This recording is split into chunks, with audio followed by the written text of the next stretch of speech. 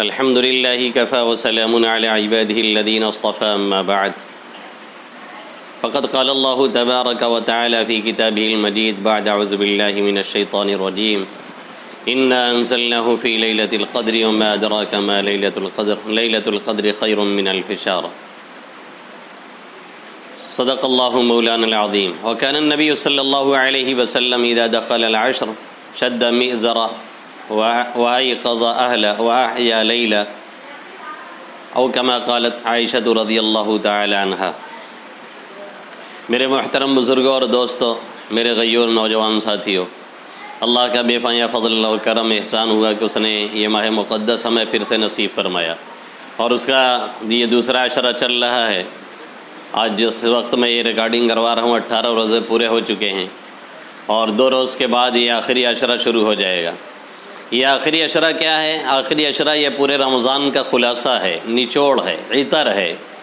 آپ اس کو خلاصہ اور سلالہ سمجھیں، یعنی پورے رمضان کا یہ نچوڑ کے طور پر اس کو سمجھیں. یوں تو رمضان المبارک کا ایک لمحہ قابل قدر ہے، کوئی بھی لمحہ ایسا نہیں ہے جس کو کسی طرح سے بھی ضائع کیا جائے. اس کا دن ہو، اس کی راتیں ہوں، روزہ ہے، تراویح ہے، ذکر ہے، استغفار ہے، نماز ہے، درود ہے، جو بھی ہو کچھ نہ کچھ چلنا چاہیے. خاص طور سے اس ماہ مقدس میں گناہوں سے اپنے آپ کو بہت زیادہ بچانے کی ضرورت ہے. اور یہ آخری عشرہ، اس کی اہمیت کیا ہے اور یہ کتنا اہم ہے، اور پورے رمضان کے یہ نچوڑ اور خلاصہ کیا ہے کہ امی جان حضرت عائشہ صدیقہ رضی اللہ تعالیٰ عنہ فرماتی ہیں کہ جب آخری عشرہ آتا تھا تو آقا مدنی صلی اللہ علیہ وسلم شد مئزرہ، لنگی کس لیتے تھے. اب لنگی کس لینے کا کئی مطلب بنتا ہے.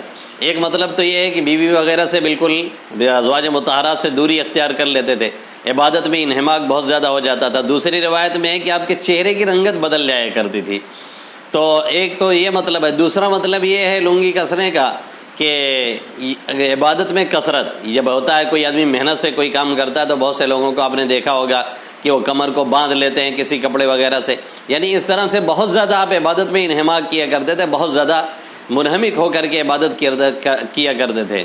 اور دوسری چیز فرماتی ہیں وَأَيْقَظَ أَهْلَ، اور گھر والوں کو آپ صلی اللہ علیہ وسلم جگاتے تھے. عام حالات میں آقا صلی اللہ علیہ وسلم کا معمول یہ تھا کہ اگر آپ تہجد کے لیے بیدار ہوتے، اٹھتے تو ان تعال رویدن قام رویدن فتح الباب رویدن، آہستہ سے اٹھتے، آہستہ سے جوتا پہنتے، آہستہ سے دروازہ کھولتے تاکہ کسی کی نیند نہ خراب ہو جائے، کوئی ڈسٹرب نہ ہو جائے، کسی کو تکلیف نہ پہنچ جائے. لیکن رمضان کے اس آخری عشرے کی جہاں تک بات ہوتی ہے تو امی جان حضرت عائشہ فرماتی ہیں کہ آپ صلی اللہ علیہ وسلم خود اٹھتے تھے اور گھر والوں کو باضابطہ جگاتے تھے کہ اٹھو، یہ سونے کا وقت نہیں ہے، اللہ سے مانگنے کا وقت ہے، اللہ کو منانے کا وقت ہے، اس کے سامنے گریہ و زاری کا وقت ہے. تو باضابطہ لوگوں کو جگائے کرتے تھے، گھر والوں کو جو اس لائق ہیں، جو روزہ نماز کر سکتے تھے، سب کو جگاتے تھے. اور عام دنوں میں آپ کی حالت کیا ہے کہ آپ تھوڑی دیر عبادت کر رہے ہیں، تھوڑی دیر آرام کر رہے ہیں، اور یہی حکم آپ کو قرآن سے بھی ملا ہے یا ایھا المزمل قم اللیل الا قلیلا نصفہ او انقص منہ قلیلا او زد علیہ ورتل القرآن ترتیلا. لیکن آخری عشرہ کی حالت یہ ہے کہ وَأَحْيَا لَيْلًا، پوری رات آپ شب بیداری کرتے تھے، پوری رات آپ عبادت میں گزار دیا کرتے تھے. اور اس کی وجہ یہ ہے کہ اس آخری عشرہ میں ایک رات ہے جو تمام جو شب قدر کہلاتی ہے، اور پورے سال کی جو راتیں ہیں ان تمام راتوں میں سب سے بہتر رات ہے، جس کو اللہ نے فرمایا کہ لیلۃ القدر خیر من الف شہر، کہ یہ شب قدر 1000 مہینوں سے بہتر ہے. اگر 1000 مہینے کا ہی اعتبار کیا جائے اور اس کا حساب لگایا جائے تو 84 سال سے زیادہ بنتے ہیں. اور اللہ نے فرمایا خیر من الف شہر، کہ 1000 مہینوں سے بہتر ہے. اور عربی میں خیر کا لفظ وہاں پہ استعمال ہوتا ہے جو چیز زمین آسمان کا فرق جس میں ہوتا ہے، وہاں پہ خیر کا لفظ استعمال ہوتا ہے. اگر کسی چیز میں 19-20 کا فرق ہو تو وہاں پہ خیر کا لفظ عام طور پہ نہیں بولتے ہیں. خیر کا لفظ تبھی بولتے ہیں جب کسی چیز میں بہت زیادہ فرق ہو.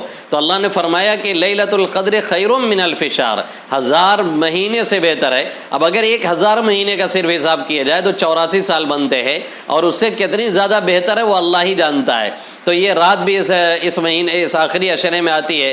20واں روزہ 21ویں رات، 22واں روزہ 23ویں رات، 24واں روزہ 25ویں رات، 26واں روزہ 27ویں رات، 28واں روزہ 29ویں رات. اب اس کے بعد پھر طاق رات نہیں ملے گی. یہ رات جو 1000 مہینوں سے بہتر ہے، یہ طاق رات ہوتی ہے جب 20 روزہ ہوگا 21ویں رات ہوگی، 22واں روزہ ہوگا 23ویں رات ہوگی، 24واں روزہ ہوگا 25ویں رات ہوگی، 26واں روزہ ہوگا 27ویں رات ہوگی، 28واں روزہ ہوگا 29ویں رات ہوگی۔ اس کے بعد تاک رات آنے والی نہیں ہے۔ اس رات کا خصوصی اہتمام کرنا چاہیے۔ اس رات میں عبادت کرنے کے لیے آدمی جاگے، اپنے لوگوں کو جگائے، کوشش کرے زیادہ سے زیادہ تلاوت کرے، لمبی لمبی نمازیں پڑھے، اس میں لمبی لمبی صورتیں پڑھے، پھر دعاؤں کا خصوصی اہتمام کرے، زیادہ سے زیادہ گریہ و زاری کرے، دعا مانگے۔ دعا کیسے مانگے؟ پہلے اللہ کی حمد و ثنا بیان کرے۔ حمد و ثنا کے لیے سبحان اللہ، الحمدللہ، اللہ اکبر پڑھ لیا تو بھی حمد و ثنا ہو گئی، سورہ فاتحہ پڑھ لیا تو بھی حمد و ثنا ہو گئی۔ پھر اس کے بعد آقا مدنی صلی اللہ علیہ وسلم پر درود بھیجے۔ پھر اس کے بعد جو گناہ وغیرہ ہیں اپنے ہیں امت کے، اس سے توبہ کرے، گڑ گڑا کر کے معافی مانگے، پھر اپنی ضروریات اللہ کے سامنے پیش کرے، پھر اس کے بعد درود وغیرہ پہ جا کر کے حمد پہ دعا ختم کرے۔ اس طرح سے دعا مانگے اپنے لیے۔ پوری امت پریشان ہے، لوگ کورونا جیسی وبا میں گرفتار ہیں، ان کے لیے دعائیں مانگے۔ پوری رات اس طرح سے گزارنے کی کوشش کرے، اور اگر نیند لگے تو کچھ دیر پڑھ کر کے سو جائے، پھر اس کے بعد اٹھے، جب بشاشت ہو تو پھر پڑھے۔ اور اگر کچھ نہیں ہو سکتا ہے تو اس رات میں کم سے کم گناہوں سے پرہیز کیا جائے اور بچنے کی کوشش کی جائے۔ بہت افسوس کے ساتھ کہنا پڑ رہا ہے، اکثر ہمارے نوجوان اور گاؤں کے بڑے بوڑھے بھی اس رات کو بھی غفلت میں یوں ہی گزار دیا کرتے ہیں۔ معلوم ہوا کہ لوڈو کھیلا جا رہا ہے، کیرم کھیلے جا رہے ہیں، گپی لڑائی جا رہی ہے، گٹکھے کھا کھا کر کے پان بکار کی دکانوں پہ پوری رات گنوائی جا رہی ہے۔ انتہائی غفلت کی بات ہے۔ موت آج کل ہم سے کتنا قریب ہے کہ کبھی بھی کسی کو اچک لیا جاتا ہے، اور ہر دم خبریں آ رہی ہیں، فلاں کا انتقال ہو گیا، فلاں کا انتقال ہو گیا۔ لیکن ہماری غفلت کی انتہا تو دیکھیے، ماسک ایجاد ہوا ہے بیماری سے بچنے کے لیے۔ اب ماسک لگا کر کے ہمارے نوجوان کیا کر رہے ہیں؟ اسی کے آڑ میں گٹکا وغیرہ چباتے ہوئے ٹہل رہے تاکہ کسی کو خبر نہ ہو۔ بھائی ہم کو آپ کو نہیں خبر ہو رہی ہے، ہم اپنے کو دھوکہ دے رہے ہیں، اللہ کو نہیں دھوکہ دے رہے ہیں۔ اللہ سب کچھ دیکھ رہا ہے، اس لیے اس سے پرہیز کریں۔ یہ آخری عشرہ پورے رمضان کا نچوڑ ہے۔ اس پورے آخری عشرے کو بچانے کی کوشش کریں، زیادہ سے زیادہ عبادت کریں، تاک راتوں میں خصوصاً اور تمام راتوں میں عبادت کا اہتمام کریں۔ کچھ نہیں کر سکتے ہیں تو رات میں تراویح اور نماز باضابطہ پڑھ کر کے سو جائیں، پھر اٹھیں، پھر نماز باجماعت پڑھیں۔ اللہ کے حبیب صلی اللہ علیہ وسلم نے فرمایا، جو نماز رات میں عشاء کی نماز جماعت سے پڑھ لیتا ہے، پھر اس کے بعد فجر بھی جماعت سے وہ پڑھتا ہے، تو سمجھو کہ پوری رات اس نے عبادت کیا۔ ہر رات استغفار کریں، کچھ نہ کچھ صدقہ کریں، کچھ نہ کچھ تلاوت کریں۔ اگر وہ شب قدر ہمیں مل گئی تو 1 روپیہ بھی اگر ہم نے صدقہ کیا ہے تو سمجھو کہ 84 سال صدقے کے برابر ہو گیا۔ ہم نے 2 رکعت نفل پڑھی ہے تو سمجھیے کہ 84 سال نفل کے برابر ہو گیا۔ ہم نے 1 مرتبہ استغفار کیا تو سمجھیے کہ 84 سال استغفار کے برابر ہو گیا۔ ہم نے ایک اور کوئی نیکی کی ہے تو سمجھ لیجیے اگر وہ رات ہم کو مل گئی تو 84 سال عبادت کے برابر ہم کو ثواب ملے گا، بلکہ اس سے کہیں زیادہ۔ اس لیے ہم اور آپ آئیے مل کر کے عہد کریں کہ انشاءاللہ تعالی اس اخیر عشرے کی قدر کریں گے، ہر طرح کے گناہوں سے بچنے کی کوشش کریں گے، اور جو بھی عبادت اپنے بس میں ہوگی انشاءاللہ تعالی کریں گے۔ اللہ رب العزت پہلے مجھے اور اس کے بعد آپ سبھی حضرات کو توفیق نصیب فرمائے، آمین یا رب العالمین۔ وما علینا الا البلاغ المبین۔ یہ نوجوانوں کے لیے خصوصی پیغام۔